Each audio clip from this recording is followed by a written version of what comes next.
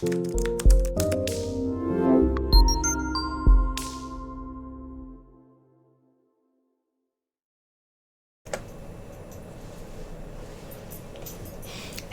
and welcome. My name is Kathleen and I am here as your tech coach. Tonight we're going to talk about 10 steps that you can take to make your surveys a success. We talked last week about how important it is for small businesses to be doing surveys. We all know that the big companies do it, but a lot of small businesses don't take advantage of it, and that's a shame because it's a great way to get information from people.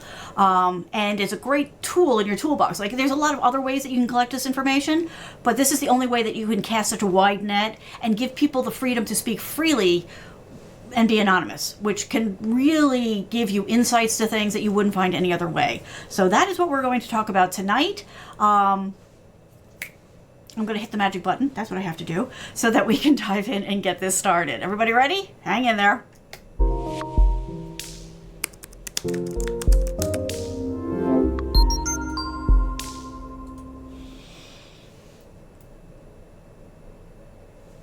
Hello, how's everybody doing? Welcome. So let's talk about, I'm sorry, I'm just getting everything set up because I forgot that we're trying Mixer and I want to make sure I can get your comments. So we're going to talk about 10 steps that you can take to make your surveys a success. If you weren't able to catch the show last week, you should go back and check that out. I went into great detail about why small businesses should be doing this, the benefits that you're going to get from it, the information that you can't get any other way, all that kind of good stuff. So tonight we're going to talk about how to build your survey, because I know a lot of people haven't done it, or maybe they've tried it and it didn't really work out the way they'd hoped. So I'm going to give you 10 steps that you can follow to really boost your response rate and to get better results back and all that kind of good stuff, because that's what this is all about, right? You want to get the answers and you want to make it worth the time you're going to invest in it, which is not huge, but still, you want to, whatever time we spend, right, is valuable. We don't get it back. So you make sure that it's valuable to you and it's valuable to the people, your respondents who are going to fill out the survey.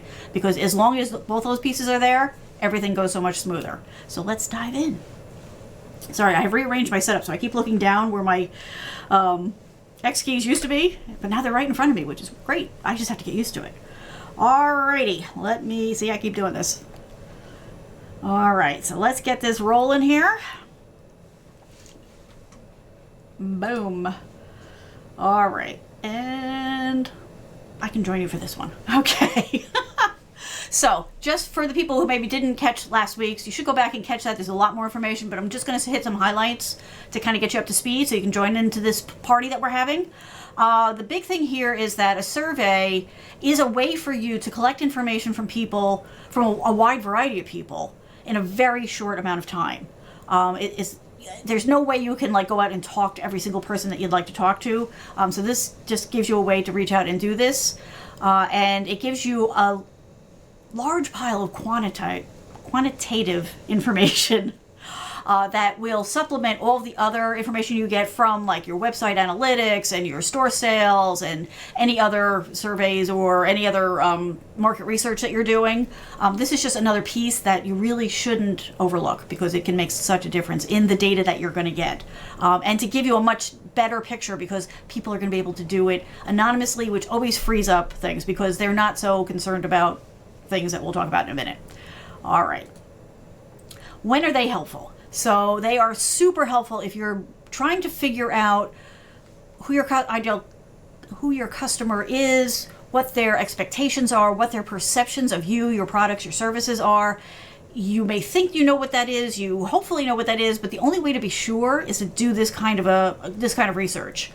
It's also a great way to find out if the customer satisfaction levels are what you think they are, right? Because people, when they're talking to you, are more likely to just tell you either what they think you want to hear or what they think will get them out of the conversation easier or what they think will make you think better about them. When you're doing a survey and it's anonymous, you're going to find out the truth because they've got that buffer. They don't have to worry about all those other things. They can just worry about giving you the information that they think that you should have. This is also a great way to identify pain points. These are things that may be a factor for your audience. They may be annoying your audience, maybe annoying your customers, and you may not know that. Or it may be the reason why some potential customers are not coming in and doing business with you. This is going to cover everything, whether it's, your processes, your service, something is missing in the services you're offering, the products that you're offering, your hours of operation, your delivery methods. There's like so many different points along the way that could be a fail point that you may not know about because they've never felt like they had a way to tell you, or they've just never bothered, right? Because a lot of people are not going to take the time to tell you how to improve your business on their own, right? This is a way to kind of encourage that conversation. This is a way to say, hey, I really care and I want to know. If you think about yourself, like, if you have a bad experience someplace, how many times do you actually reach out to that business owner and let them know, right? Probably only if you are really angry. If you're just moderately annoyed, or if you were just inconvenienced, you probably can't be bothered because you're a busy person. But if you give somebody a quick and easy survey and give them a way to give you this information, they're much more likely to share that information with you, and then you can take action on it. You can't take action on things you don't know about, right? It's also a great way, which kind of ties into the last one, to identify potential improvements that you could make, enhancements, requirements, new features. Maybe you'll find out that there's a gap in the marketplace that you can jump in and fill. Again, you may not ever know about this if you don't take the time to reach out and let people tell you what it is that they're looking for. So this is a great way to identify market opportunities that you may not be consciously aware of right now, or emerging. Right? So maybe there are things that are changing that you haven't quite picked up on yet in your other analytics and so on and so forth. But in the survey, you're going to find out directly from your people that, oh, hey, this, that, the next thing. And they're going to let you know what it is that they need from you, what kind of changes they're looking for, what seems to be missing, or from your potential customers, why they haven't come in. And so, then you can say, oh, okay, great. I have a solution for that. Let's go and take care of that. You can also use this as a way, if you've identified things that you want to do, and this is why you're going to probably want to do a couple of different surveys. So you do an initial survey to collect the information, you'll make some decisions based on that, then you can send out another one to help validate and prioritize any changes, enhancement, improvements, new additions that you're going to add. So again, you're not working blind, right? You don't want to spend all that time and money into developing new stuff and then find out that you guessed wrong. You can, in a quick survey, go and verify whether or not you're on the right track there. Hang on a second, the dog is making weird noises. What are you doing? Okay. He's just being weird. That's okay. That's Mr. Murphy. He's allowed to be weird. It's what he does. I'm just checking because I want to see. Okay, we are good. I had a little bit of a glitch as I was going live, so I just wanted to make sure that we really were live everywhere. We are. We're good. Alrighty. So let me just take a break here for a second. I see again. I have to get used to this new layout, and let you know that in addition to the information I'm giving you in this show, if you go to yourtechcoach.net/free survey guide, I put together a little ebook that gives you even more ideas how to make your survey a success. We're going to dive into that in detail in a second, but I can only fit so much into this show, right? You're not here for a 4-hour, class. So I decided, okay, I'll make it easy and I'll just put it in the ebook so you can get it. So you just go to yourtechcoach.net/free survey guide, give me your email address so I can send it to you, and boom, there you go, extra information. It's a win.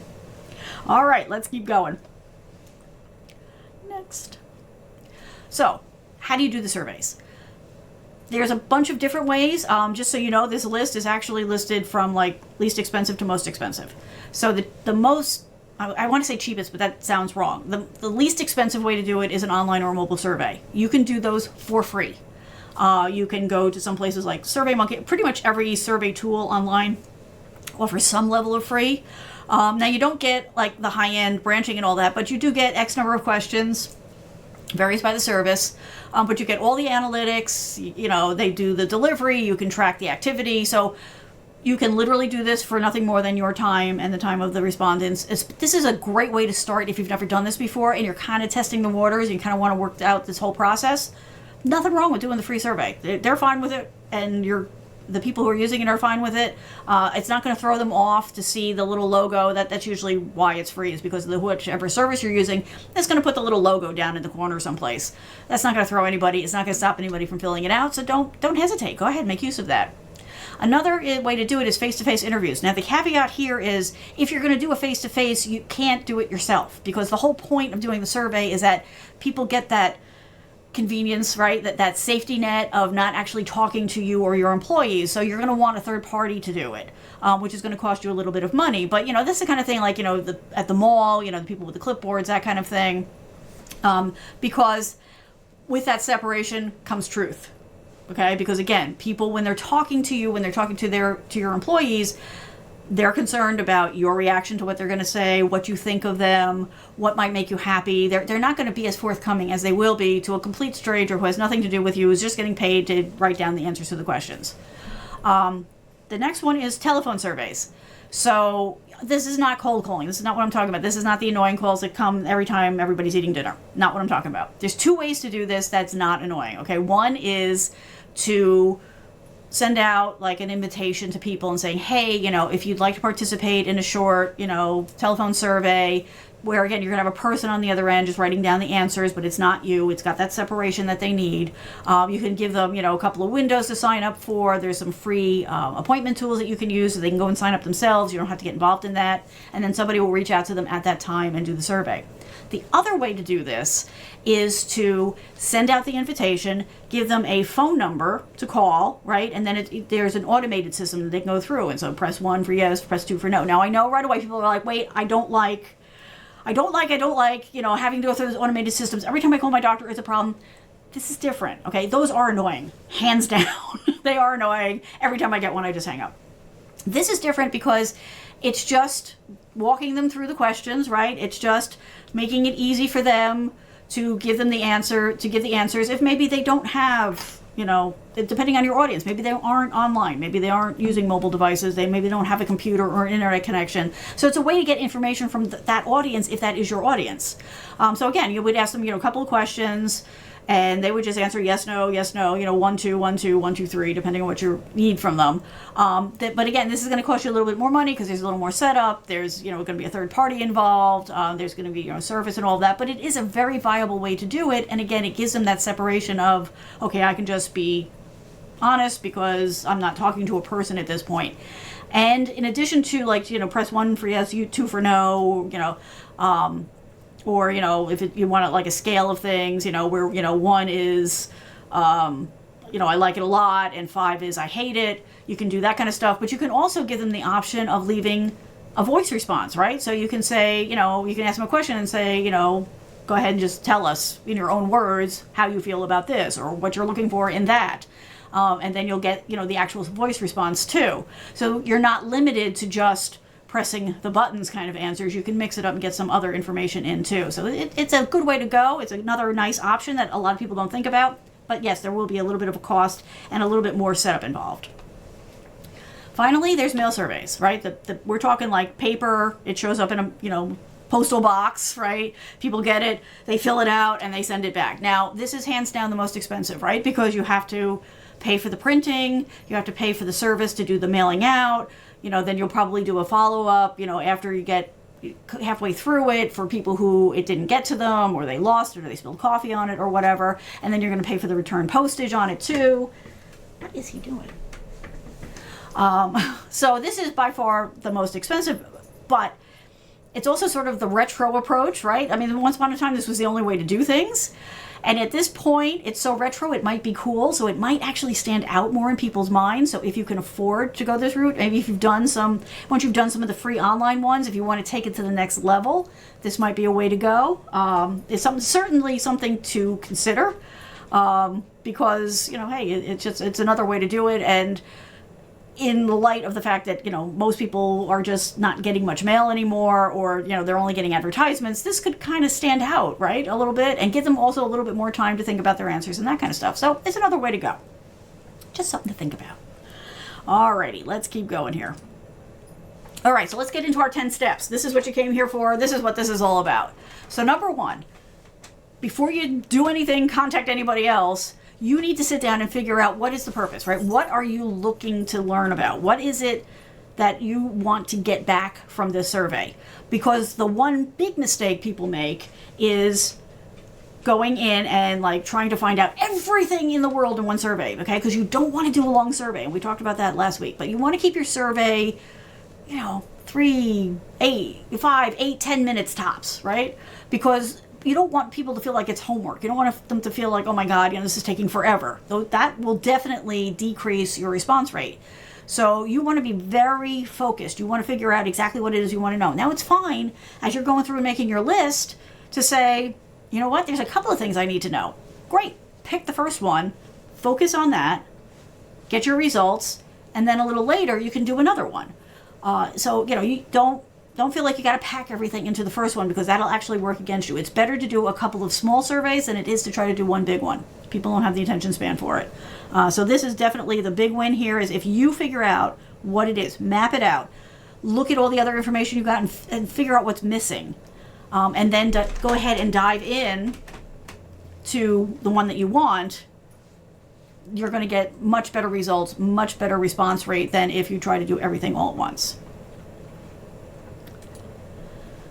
Identify who should participate. So depending again on what your business is, who your clients, who your customers are, how wide or narrow your scope is, you've got to figure out who it is you want to contact. And again, it may be that there's one target market and that's all you need to focus on. Great.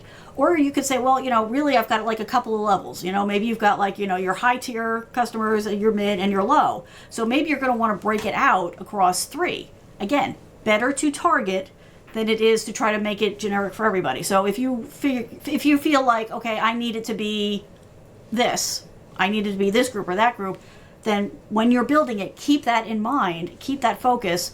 And again, you can do one survey that maybe has 3 different audiences, and then you just adjust the questions a little bit. There's a lot of ways that you can customize this, but the more you are focused and narrowed in, the better your response rate will be.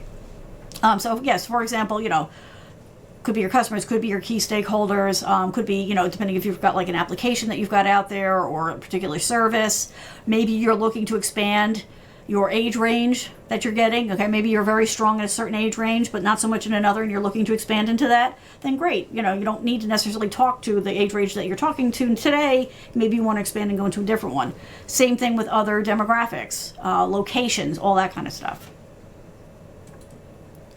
Then, once you've got this in front of you and you've started to get a feel for like the basic questions that you want, you've started to kind of sketch it out, then you want to go and look at your different delivery options, okay? Are you going to do this online? Are you going to do a face-to-face? Are you going to do a mail one, right?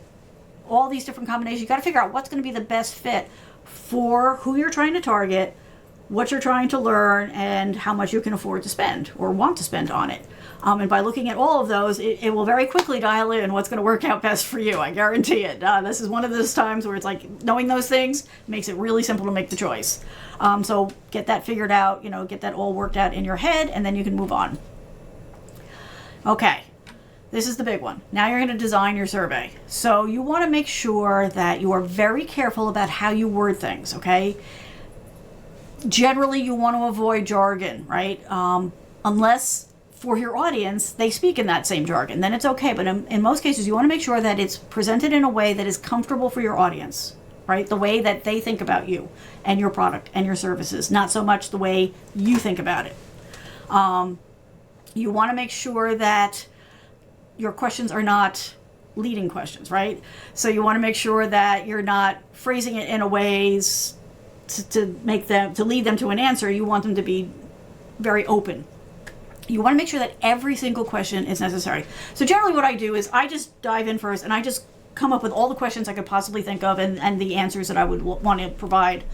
And then I start to weed them out because there's always too many. So you want to make sure that every single question is necessary, that every single one is short, simple, sweet, to the point, right? You want to ask very direct questions.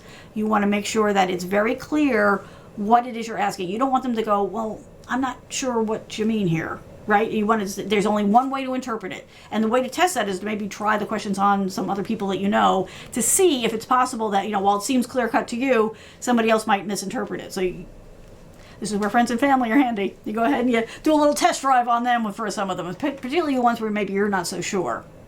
You want to make sure that nothing is vague, nothing is poorly worded, nothing is easy to misinterpret. You want to make sure that you're asking one question at a time. And this is really hard. It doesn't sound like it when I first say it, but this honestly is the big problem for most people because they try to shove too much into it, right? So just as an example, you wouldn't want to do a question that says something like, how would you rate the quality of our product and support?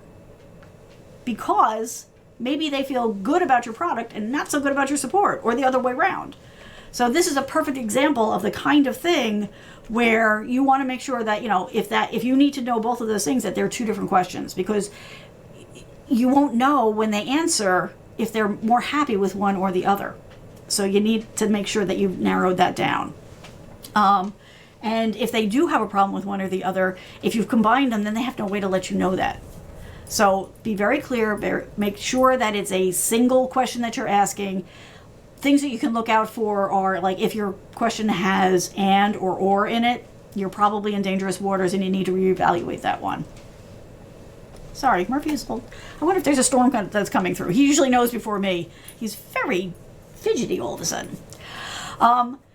Okay, let's keep going here. So we talked a little bit about, you want to make sure that you're not adding leading or biased questions, right? So, don't say, how much do you love me?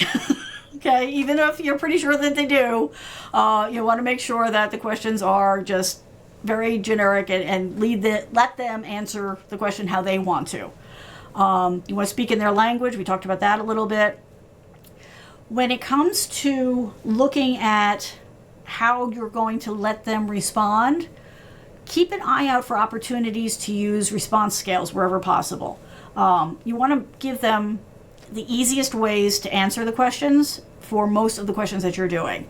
So you want to look for radio boxes, check boxes. So radio buttons would be if you want a single answer. So if you're going to ask them a question and you're going to give them, 4, 6, 8 answers, and you want them to pick one. If you are going to allow them to select multiples, then it's going to be checkboxes, because checkboxes allow for multiples.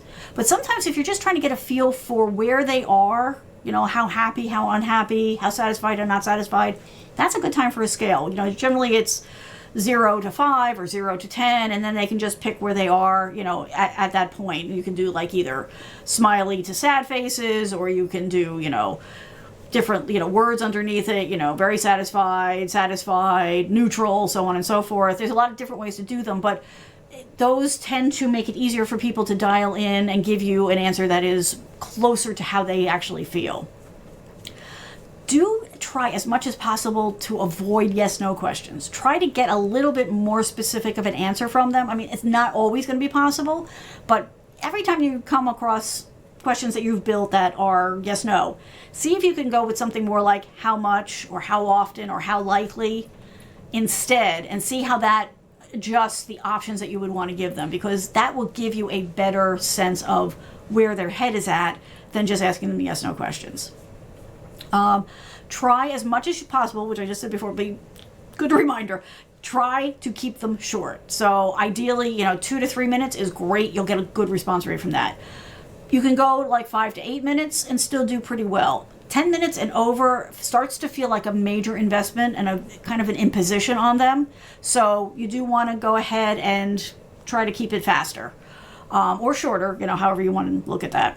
So some of the ways you can do that is by doing the multiple choice and that kind of thing, because it's easy for them to get through. They read the question, boom, they give an answer, and they can keep moving through more quickly. If you do need to do the kind of thing where you're going to give them a text box to type in an answer, or if you are maybe going to do like the kind of options where they can pick something and then that you give them another option that has a text box, that's great. It's a great way to get more specific information. It's a great way to get information that you might not have thought to ask for.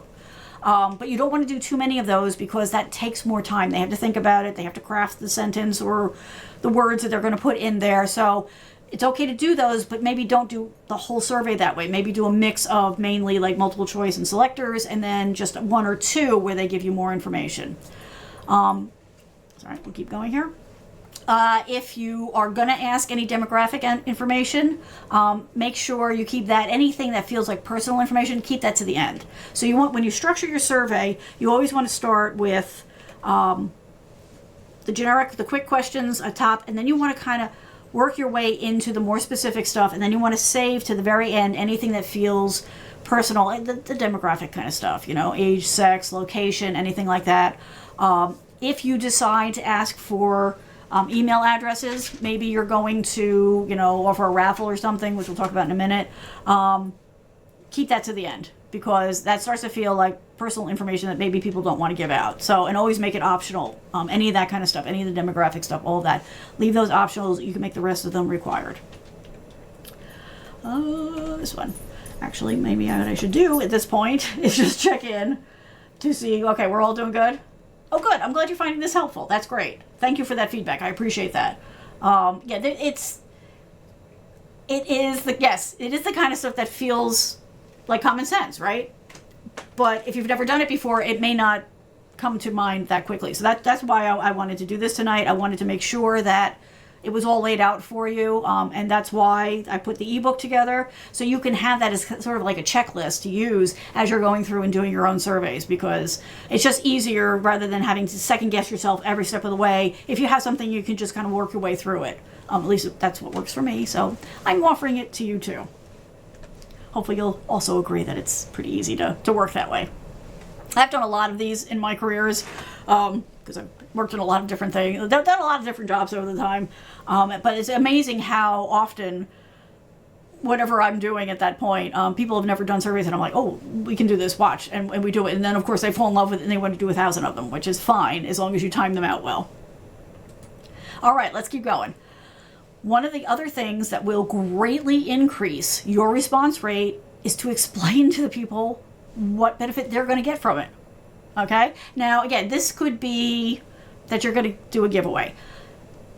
If you're going to do a giveaway, you do want to be a little careful about it, because you want to make sure that the giveaway isn't so enticing that you get people just giving you bad information because they want to be in the giveaway. It's fine to do it as an incentive, but you want to make sure that you keep it in balance, because you do want the information you get back to be useful to you, right? You don't want it to be full of red herrings and garbage because somebody, wanted the free TV or whatever you were thinking about. So you want to keep it smaller, whether it's maybe, an ebook like I'm giving away here, maybe it's,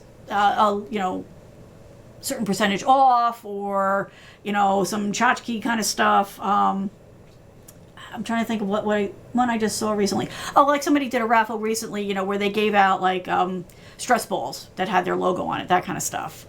You're not going to want to give it to everybody because that takes away sort of the thrill, right? But you could say, the first, 5 or 10 responders, or, we're going to randomly pick from the people who respond, and, give them out. That kind of a thing is fine, because it's not so enticing that you're going to get, hundreds of people doing it just because they want your squeeze ball. But it is sort of a little benefit. The other way to do this is to just tell them that, we're doing this to improve our services, our products, to make sure that we're serving you. Even just putting that kind of information at the top of it will increase your response rate, because you're now putting the whole operation in light of how it is going to help them in the long term. And people are interested in helping themselves out, right? That's not a bad thing. That's just human nature. So if you include that in your introduction, in your cover letter, in whatever the starting point of your survey is, you're going to see a much better response rate. People are going to feel much more inclined to participate, to be honest with you, because they're looking for that end result to come back to them positively. So it's a really good thing. It's a thing that unfortunately too many people overlook. So super, super important to do that. Just another nice little touch is always make sure that you thank people at the beginning for considering to do it, and thank them at the end for having done it. Again, it's a common sense, logical kind of thing, but I can't tell you how often it gets overlooked. So just by doing these little touches, these little nuances, increases the odds that you're going to get good data back and you're going to get a good response. Before you send it out en masse to however many people you're going to send it to, make sure you do a test run. Okay, test it yourself, test it with some friends and family, maybe your employees, maybe take a little piece of, your overall target, and send it to them and tell them, hey, we're going to send this survey out to a large bunch of people. We're asking you to be our early testers to let us know if there's anything that isn't clear or whatever. And then, maybe that audience you want to give like a little discount to, or some little insider guide information, whatever it is for your industry. And you're going to know that much better than I will. If you want some ideas, you can reach out. We can talk about it. But there are ways to like take that group, make them feel special. Hey, you know, we value your input. We know that, you know, you've got good insights. We're asking you to just take this survey because we're going to send it out to a lot of people, but also to let us know as a part of the survey, is there anything you would change on it? And that way you'll have a much stronger, better survey. You'll be able to test your process, make sure that it's going the way you expect, it's going out, that, you know, you're not getting too many fails on, if you're doing like an online one, that you're actually getting the responses that you're expecting. Make sure that everything is working before you go. This is particularly important if you are doing anything that has branching in it, because it's really easy to miss something as you're building out branches. So this is a good way to just double check and make sure that all of your branches are going through a logical path, and that you're not all of a sudden like taking like your high-end customers and throwing them into the, you know, lower end questions. You don't want that to happen. You want to make sure that you're keeping all of your branches going along smoothly. So just doing, and you don't have to spend a lot of time doing this. You know, you can do a couple of days worth of testing on it. Like, by a couple of days, I mean you send it out, give them a couple of days to respond. Whatever you get back, you use, and then go ahead and send out your full survey. Does that make sense? I think we're good on that. Yes? Okay. Hey, Silver Owl, thanks so much for showing up over on Mixer, where I'm testing out Mixer here. So feel free, if you have anything you want to share, throw it in. I do have your comments up. But always happy to see new folks showing up. I have a pretty steady crew over on Facebook and YouTube, so this is a new experiment for me. All right, let's keep going. So then, right, you've done all this, you've done your prep, you've done your testing, now you're ready to launch it. I always recommend a Monday, just because it's a good starting point. You do want to give people enough time to do the survey, but you don't want the survey to linger forever. So usually I tell people, you know, 7 to 10 days is pretty good. That way you get before and after the weekend kind of thing. You're going to want to, as you go through, send a reminder maybe a couple of days in, and then just before it closes, that type of thing. But now this is it. This is where you're going to start to get the feedback for the work that you've put in. Send those reminders, right? So you don't have to be pushy about it. You don't have to send 1,000 of them. But usually what I do is I send it out on a Monday, and then like Wednesday afternoon I say, hey, you know, want to make sure you got this. If you know, we're going to do it. You lost your link. Here it is again. Or, you know, if you've mailed it out, maybe you'd wait, you know, an extra day and then mail out again. And then wait until like the day before it closes, do another one, and then the day of, do another reminder, just in case, because people get busy, they intend to do it, they're like, oh yeah, I want to do that, and then, you know, the kid falls or the dog throws up on the carpet. Not that that's happened recently. Yes, it has. But, you know, things come up. So you want to give them every opportunity to do it, you know, but, you know, obviously you're not going to be pushy about it. You're going to be nice about it and just say, hey, you know, just a little reminder, it's here. Don't have to dig it out of your email. Here's the link, that kind of thing, and make it simple for them to help out. Then once you get all the information in, it's time to go through, process it. You're going to want to store a copy, right? So any massaging of the data you're going to do, any, you know, charts and graphs you want to build out, that's all fine. But I always warn people, take your raw data, make a copy, and work with the raw data. In case something gets messed up, you always want to be able to go back to your raw data. But you want to go through and you're going to compare it. Like, compare it in and of itself, the survey results just that you got back. And then you are also going to want to compare that to the other data that you've gotten before. So your analytics, your market research, your sales history, that type of thing. And you want to compare this new information to that information, see how it fits and doesn't fit, right? And see how it affects the assumptions that you maybe have made on that other information. Because this is what this is all about. This is about getting this information. And I have to tell you, the information that I get from these surveys, I tend to use for at least a year.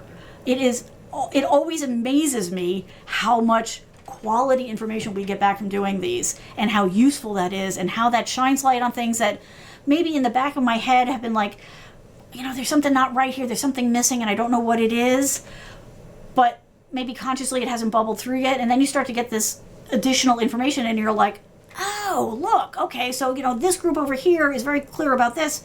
But look, over here, this is where the concern is. This is where the mismatch is. This is where they're not getting what they want, whether it's information or service or product, whatever it is. All of a sudden, that starts to bubble up and you're like, oh, that's how I can connect this to this. That's what the missing piece was. So it really is amazing. I every time I do it, I'm like, wow, how would we have made the right decisions without this data? It boggles the mind, and it's so useful and so easy. And you can do them for free. Love it. Okay, one more. Then it's time to go through and review and plan out. This is the other mistake I've seen people make. Please don't do this. So you do all this time, you get excited, you do it, you design your survey, you get it out, you get the results, you get all excited, and then people kind of wander off and they forget to use it to put your plan in action. So you want to make sure that you take that data, you analyze it, you plan off of it, you put it into place, and then you go back and you check and do some sanity checks along the way to make sure that you're staying on course and that you're doing everything the way that you need it to be done there. Because let's face it, that's the whole point, right? The whole point is to help you build your business, reach out maybe to markets that you haven't been aware of or markets that feel underserved. You may just all of a sudden open up, the heavens and turn on the light bulb that says, this is what we need to be doing.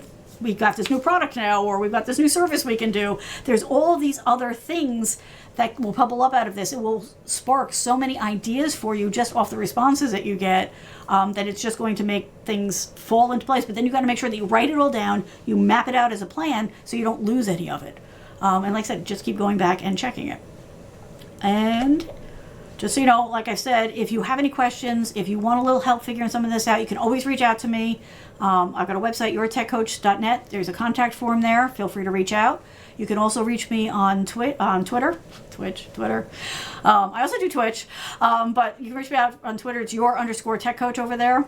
Also, just so you know, I also use that Twitter account to share information in between the shows. So if something comes up in the news, or if I get wind of something, I put it there because I can't do everything in the show. That's just the way it is. So you can follow me over there and get all that kind of good stuff. All right. And so we're going to wrap this up. Whoops, I need to take my picture off of that one. There we go. So if you're ready to learn more, if you're ready to take action on this, you should go to the website, go to yourtechcoach.net/free survey guide. And for the cost of your email address, which I promise, will not be sold, will not be used for anything other than contacting you about this show, about this kind of content, you will get the ebook that I put together that offers even more guides. It's really a checklist for building out your surveys. It's the one I use myself. So this is exactly the checklist I use. Every time I go to do another survey, I use this to make sure that I don't skip any steps, that I don't forget anything important. Like I said, it's those little nuancy things like the thank you, the introduction that explains the benefit to the people responding. It's too easy to forget those kind of things. So that's why I use a checklist for me, because I want to make sure that I don't forget anything. And it's free. It just costs you a couple of seconds to put in your email address, and you do have to then you get that one, what do they call it, I've forgotten the name of it now, but where you sign up for something and then you get an email going, did you really sign up for this? And you say yes, then you can then I can send it to you. That makes all of the email services happy again. All right, so anybody got any questions? We're all good, everybody's happy. I like the smiley faces, thank you. I'm glad you're finding it helpful. It really is. I know it can be intimidating to do your first survey. That's why I highly recommend doing one of the free ones. Go to SurveyMonkey, something like that. If you just go into your search engine of choice and say, survey tool online, this online one is the way to go if you've never done this before, because it's cheap and it's easy. As you get into more and when you start to, get to the point, like I would just do one to get it out there, get comfortable with it, understand what it is that the survey will get for you. After you've done that, one of the things people are like, well, how do I reach people outside of my existing mail list or outside of my customer list? All of the services that we talked about, whether you're going to do an online survey, a face-to-face, the telephone, or the snail mail ones, they all offer, as part of their packages, a way for you to use lists that they've built over time so that you can reach outside of your current group of people. So you can get into, age ranges that maybe you don't have, right now, or locations, or whatever the demographics is. So there's lots of flexibility. Just like if you're doing Facebook ads now, how you can say, I want, people in this, area with, maybe they're this age range, so maybe their income is a certain level. You can do all those kinds of things for these kinds of surveys. The more of that kind of stuff you do, the more it's going to cost. I will say that it does not have to be massively expensive. But you start off at free and then go up to whatever level is comfortable for you. Just understand that if you want to expand a little bit outside of your range, it is going to cost you just a little bit, but the information you get back will be mega useful for you. So it is definitely the kind of thing that you're going to get the value out of it going forward. All right. I think that I have covered everything I can for you right now. As I said, if you are interested in the free ebook, just go to yourtechcoach.net/free survey guide. Also, since I did mention it, I will be on Twitch. I do Twitch every Thursday and Friday night around 9:30 Eastern time. I'm on the East Coast of the U.S. So if you want to come and talk about this more, we also just hang out and we talk about tech in general. We goof around, we laugh. It's a fun place to go. If you've never been on Twitch and you're curious about it, you just go to twitch.tv/yourtechcoach, and I will be there hanging out. You're more than welcome to come join the party. You don't have to create an account if you don't want to, but if you want to participate in the chat, you do have to create an account, but it's free. So anyway, that is what I have for you tonight. I hope that you will get out there. You will do your own surveys. This is the perfect time to do it, right? I mean, back to school is already kicked in and the holidays are 20 seconds away. So this is a good time to gather that information, get it in front of you so that you can do out your planning and get, from here to the end of the year in the best way possible. I will be back here next Thursday, as I am always, at 8 p.m. Eastern Time with another topic.